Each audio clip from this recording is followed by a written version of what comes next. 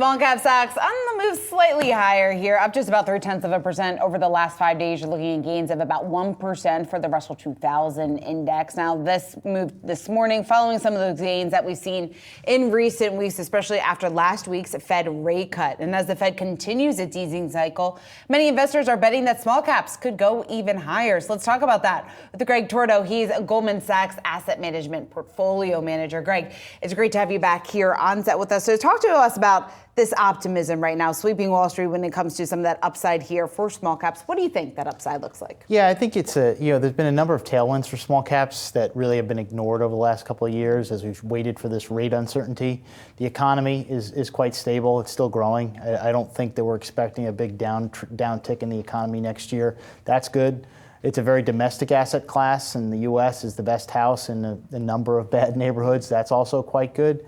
And if you look at some of the areas, some of the industries around, whether it's technology, healthcare, parts of the consumer, even despite the consumer confidence number, there are a lot of places where you can find some really interesting, kind of undervalued names out there, even today. And small caps have been up, in low double digits, mid double digits year to date. How long does your time horizon have to be to really see a positive return on small caps? Does it have to be a couple of years, or is there near-term gains as well? Well, this is a pretty unique cycle. Small caps have underperformed for almost 3 years since Powell was reappointed back in November of 2021. So you usually don't have these large, kind of down cycles for small caps. So usually you'd say about a year is normal. I think this year is it's different this time.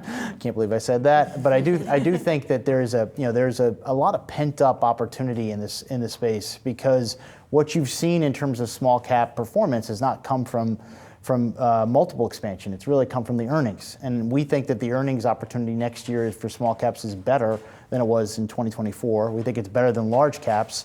And I think if you put those two things together, a year from now, you could have a pretty significant absolute, and we think relative return over large caps that you'd be pretty happy with. What are your expectations for rate cuts, right? When we talk about the fact that the Fed has pivoted now, it's starting to ease a lot of that. I guess there's some wavering amount of confidence right now about whether or not the Fed's going to be able to orchestrate or pull off a soft landing. How many rate cuts do you have baked into your expectations at this point? So I don't get that deep into the amount of rate cuts, but I do think that they will cut at both meetings. I think that we'll probably see another, kind of chance that we could get close to 50 again in one of those two meetings. But I do think that we have to stop thinking about 50 as such a signal. It wasn't as much of a signal on the way up. After a while, we got used to 50, and I think that some people think that that's more of a weapon. It's a tool, right? And if you think about that, and that's the way they used it on the way up, so I think they'll use it that way on the way down too. Why aren't you watching the amount of rate cuts too closely? Because I do think that so many of our companies, had to really understand how to operate under much higher rates. So I think that as you kind of think about where things are going, it's much more of a significantly more powerful tailwind than a normal rate cut cycle. So if you think about what that meant to their earnings, it wasn't as much of a suppression to earnings. So we think that there's a bit more of a delinking in terms of what's happening at the company level than in what's happening, kind of in the economic level. And if you think about, the market's going to be high twos, close to 3% GDP growth this quarter. I think for 2025, most of the estimates and forecasts are, 2.5. That's a pretty good place to invest for small caps, because I think that gives you that benign tailwind that these companies can, if they're in good places to be, they can work pretty well. To that end, I want to get into some of your picks before we let you go. You have a couple of software names that you like, which is interesting to me. Are any of these software names that you have here AI-related plays, or what's the thesis? Yeah, I think software has been a place to avoid when rates were higher, and I think now that rates are lower, it's an interesting tactical time to get back in there. You're going to see some IPOs in software. You saw one earlier this year. You'll see more in the back half of the year. We actually even saw some software M&A today, which is also a good sign for multiples. DigitalOcean is one of our picks. We do think that there's a large AI opportunity, especially in the SMB, the small medium business, to take advantage there. So I think that that's an area that we like a lot. Alchemy Technologies is another one.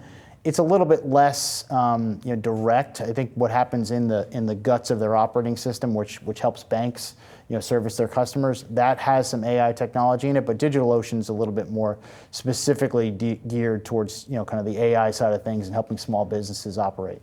You also have some picks in the healthcare space and consumer, but I want to focus on consumer. We only have about a minute left here. Where are you seeing the opportunity there, and what should investors be screening for? Yeah, I think that we saw a lot of strength in restaurants earlier this year. I think retailers were left out of the party. We like some of these, kind of uniquely idiosyncratic retailers like an Ollie's or a Boot Barn. I think that there's an opportunity for Ollie's that's structural, in terms of one of their largest competitors is going out of business. And on Boot Barn, beyond the Western wear theme of Beyonce and the return of Yellowstone in November, I do think that this is a really, really well-run company with some significant store expansion ahead of it. And in that sense, you're growing very profitably. And I think that that's something that you don't find in a lot of small retailers. You helped us squeeze the Beyonce news with her and Levi's into our show today, so I really appreciate that. Thank you so much for joining us. Thanks for coming in studio. Thanks for having me. Appreciate it.